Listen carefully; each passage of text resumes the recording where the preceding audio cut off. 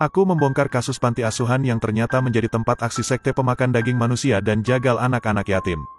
Perkenalkan, namaku Galin dan ini kisahku. Aku adalah seorang ketua tim penyidik sebuah kasus yang cukup menggemparkan negaraku.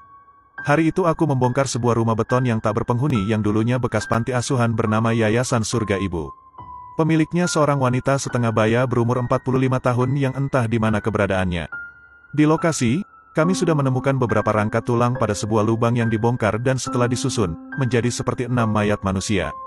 Kasus ini terbongkar saat ada warga yang melapor sering melihat penganiayaan kepada anak-anak di tempat ini dan seringnya anak kecil hilang di sekitar lingkungan mereka.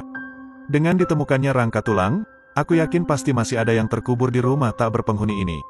Aku pun menempelkan telinga di lantai, sambil konsentrasi mencoba mendengarkan di bawah keramik, mana yang paling hampa. Semakin tinggi ruang hampa di dalam, semakin besar kemungkinan itu kosong. Aku mengendus beberapa lantai sampai ada kawanku yang bernama Pak Syaiful berkata bisik-bisik kepada temannya bahwa aku seperti anjing, namun akurasiku selalu akurat di atas 90%. Bongkar, kataku setelah menemukan ruang hampa di bawah beberapa lantai.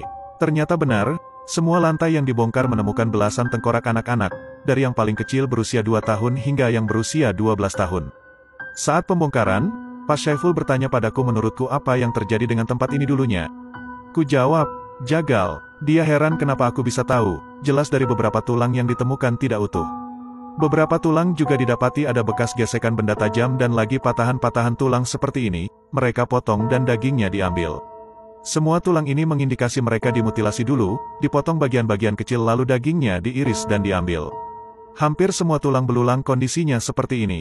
Kemungkinan daging manusia ini dijual. Setiap lubang menandakan waktu yang berbeda, jadi kemungkinan satu lubang diisi oleh manusia yang dibunuh dalam waktu yang bersamaan.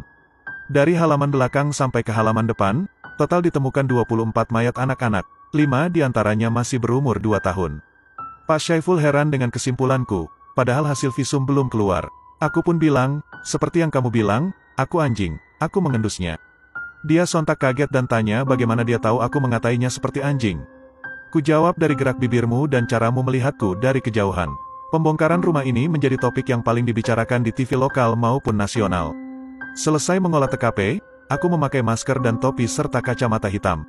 Sebagai penyidik, pastinya sangatlah rentan berbahaya, bakal ada banyak musuhku. Meski aku masih muda, aku sering dikirim ke luar negeri untuk menyelidiki kasus-kasus rumit Interpol, bahkan media Amerika menyebutku detektif kecil dan hampir 98% kasus tersulit berhasil aku pecahkan. Banyak penjahat yang penasaran dengan mukaku namun aku selalu menyembunyikan identitasku di depan media. Selesai membongkar makam di rumah yayasan yang sebenarnya tempat jagal, aku mengumpulkan semua timku di kantor untuk saling bagi tugas.